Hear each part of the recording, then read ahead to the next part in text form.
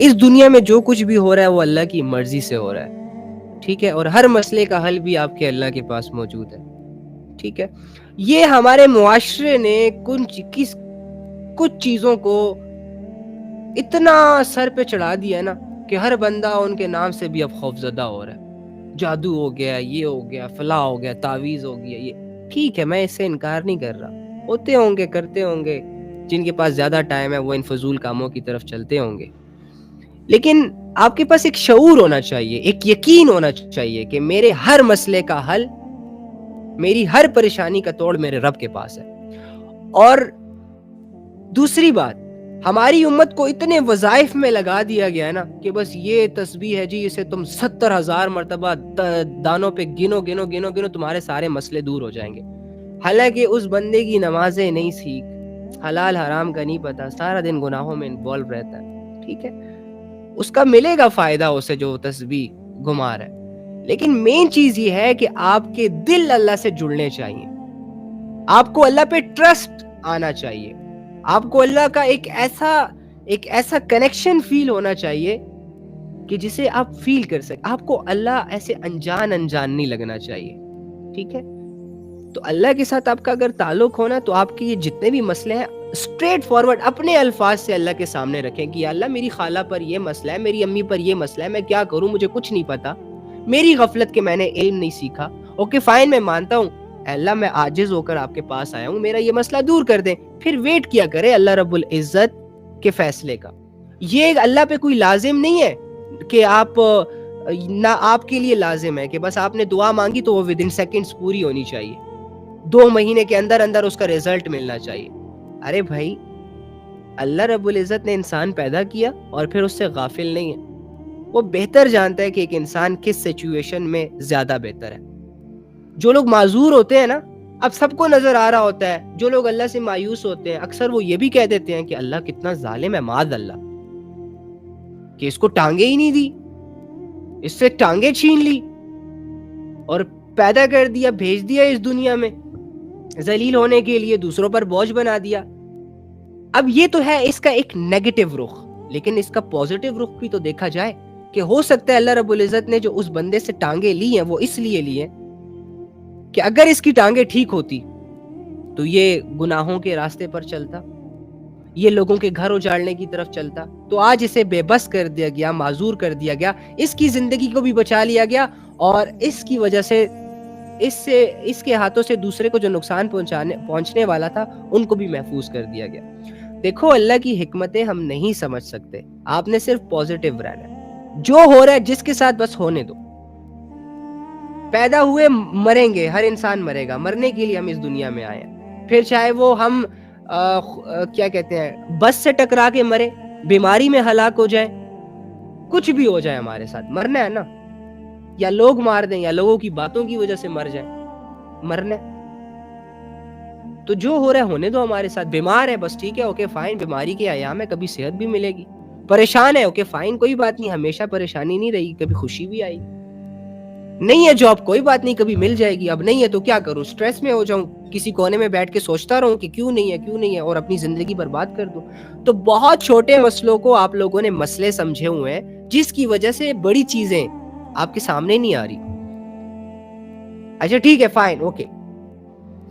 جس انسان کی زندگی میں یہاں کی ساری راحتیں ہیں لیکن مرنے کے بعد وہ انسان قبر کے مسئلے میں گرفتار ہونے والا ہے، کون بہتر ہے؟ اگر یہ قبر کے مسئلے میں گرفتار ہو گیا ایک دن یا مرنے کے بعد تو یہ خود اپنے منہ سے کہے گا کہ کاش میں دنیا میں جیسے تھا نا ویسے ہی رہنے دیا جاتا، کم سے کم اس قبر کے عذاب سے اور اس قبر کے مسئلے سے تو چھٹکارا ہوتا۔ بے شک لوگ میری گردن پر پاؤں رکھتے، بے شک لوگ مجھے باتیں سناتے، لیکن کم سے کم زندہ تو تھا، دیکھ تو رہے تھے لوگ، یہاں تو بالکل تنہائی ہے۔ تو میں آپ کو کہہ رہا ہوں کہ بڑے مسئلے آنے والے اور ان مسئلوں کو ہم مسئلہ نہیں سمجھ رہے، یہ سر درد اور یہ چھوٹی سی بیماری، یہ چھوٹی سی پرابلم، یہ 2-4 تانے، یہ 1-2 گالیاں اور یہ 1-2 دھکے اور یہ جاب کا نہ ہونا، یہ بزنس کا نہ ہونا، یہ پیسے کا نہ ہونا، یہ شادیوں کا نہ ہونا، بس یہی مسئلے ہیں ہمارے، اسی کو سوچتے ہیں، سارے لوگ پریشان ہیں اس وجہ سے، یہ نہیں ہو رہا، وہ نہیں ہو رہا، وہ نہیں ہو رہا۔ اللہ کے بندو جو ہو رہا ہے اس پہ تو تم لوگوں کی نظر ہی نہیں ہے، آنکھیں سلامت ہے کوئی شکر نہیں, ہاتھ سلامت ہے کوئی شکر نہیں, 3 ٹائم کا کھانا مل رہا ہے کوئی شکر نہیں. ہماری وہی بات ہوئی نا کہ ساری عمر اللہ رب العزت ہمیں اتنا کھلاتا ہے نا کہ اللہ کی نعمتوں کو چبا چبا کر ہمارے دانت تھک جاتے ہیں, ہمارا منہ تھک جاتا ہے. لیکن اگر ایک دن کا فاقہ آئے گا نا تو میں آسمان سر پہ اٹھا لوں گا. کیوں نہیں کھلا رہے اللہ, تو میرا رازق ہے, تو نے میری ذمہ داری اٹھائی ہے, واویلے مچا دوں گا.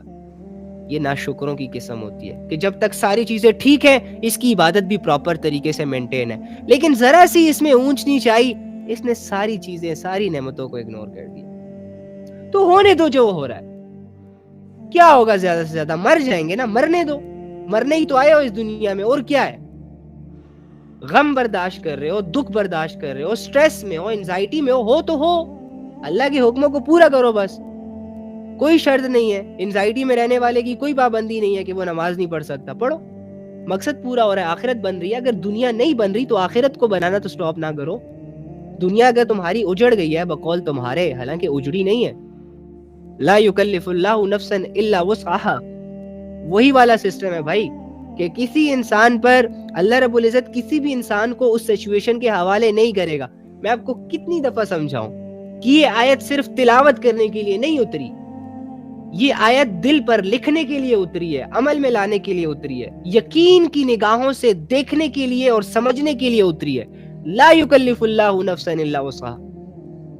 کہ میں کسی بھی انسان پر وہ بوجھ نہیں ڈالتا جو وہ بوجھ اٹھا نہ سکے. یا اگر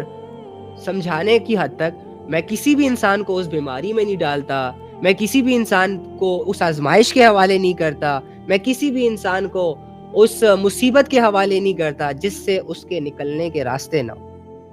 یا جس میں وہ بے بس ہو جائے. جہاں وہ بے بس ہوگا میں خود آؤں گا اسے اٹھانے کے لیے, جہاں وہ گرے گا میں اسے اٹھاؤں گا, اگر اسے چوٹیں آئیں گی میں اس کا علاج کروں گا,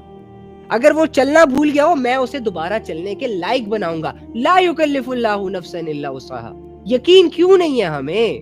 کب کریں گے؟ مرنے کے بعد. مرنے کے بعد واللہ آپ کی ساری پرابلم, آپ کی ساری پریشانیاں آپ کو راحتیں لگنے لگ جائیں گی جب آپ وہ کریٹیکل سچویشنز دیکھیں گے جب لوگ اپنے اعمال کے باعث اپنے پسینوں میں ڈوب رہے ہوں گے. اکتاہٹ, پریشانیاں, بے بسیاں, لاچاریاں, رونا دھونا چاروں طرف سے ایک انسان کو گھیر رہا ہوگا, اور انسان حسرت کرے گا کہ کاش اس دنیا میں واپس بھیج دیا جاتا. یہ چھوٹے چھوٹے مسئلوں کی وجہ سے جوانیاں تباہ ہو رہی ہیں, یہ چھوٹی چھوٹی خواہشوں کی وجہ سے نسلیں برباد ہو رہی ہیں. اپنے آپ کو مظلوم سمجھ کے ساری عمر مظلومانہ زندگی گزارتے ہمارے گھر والے, اور اب اوپر سے اب یہ نوجوان طبقہ. او بھائی, اگر آپ کی زندگی میں کوئی پریشانی ہے تو اسے ایکسپٹ کریں. اگر آپ کی زندگی میں ایک جگہ پر آپ سٹیبل نہیں ہے تو اپنی اس فیلنگز کو ایکسپٹ کریں, اپنی کمزوریوں کو ایکسپٹ کریں. اب ایک انسان ہے, وہ زمین پر ہے, چاند کو دیکھ رہا ہے اور سوچ رہا ہے کہ میں چاند تک کیوں نہیں پہنچ پا رہا. ابے تو نہیں پہنچ سکتا چاند تک, ایکسپٹ کر تاکہ تجھے راحت ملے, تاکہ تیرے دل میں چاند پر پہنچنے والے جو خواب ڈیولپ ہو رہے ہیں وہ ٹوٹے. ایک چیز ہے وہ نہیں ٹھیک ہو رہی, تو ٹھیک کرنا چاہ رہا ہے, نہیں ہو رہی, پھر ٹھیک کرنا چاہ رہا ہے, نہیں ہو رہی, صبر کر جا, رک جا, اللہ پہ چھوڑ دے. لیکن نہیں, تو نے تو جب تک اپنی خواہشوں کو اپنے ہاتھوں سے پورا نہ کیا ہو تجھے چین نہیں ملتا, تو پھر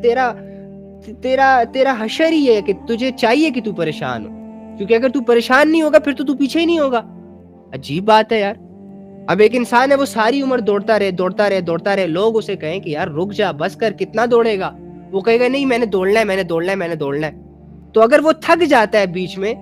تو اللہ کے بندو, یہ تو اللہ رب العزت کی اس پر نعمت ہے کہ ساری عمر تو دوڑتا ہی رہے گا. یہ تھکاوٹ تیرے لیے اسی لیے ہے کہ تاکہ تیری جو ایک روٹین ہے وہ تھوڑی ڈسٹرب ہو, جو کہ صحیح نہیں ہے, اور تجھے ادھر ادھر نظر دوڑانے کا بھی موقع ملے. تو اگر ہماری زندگی بالکل ٹھیک چل رہی ہوتی ہے, راحتوں میں, سیٹسفیکشنز میں, لگژری لائف چل رہی ہوتی ہے, بیچ میں اگر کوئی اپس اینڈ ڈاؤنس آ جاتی ہے تو اس کا یہ مطلب نہیں ہوتا کہ اللہ نے ہم پر ظلم کر دیا.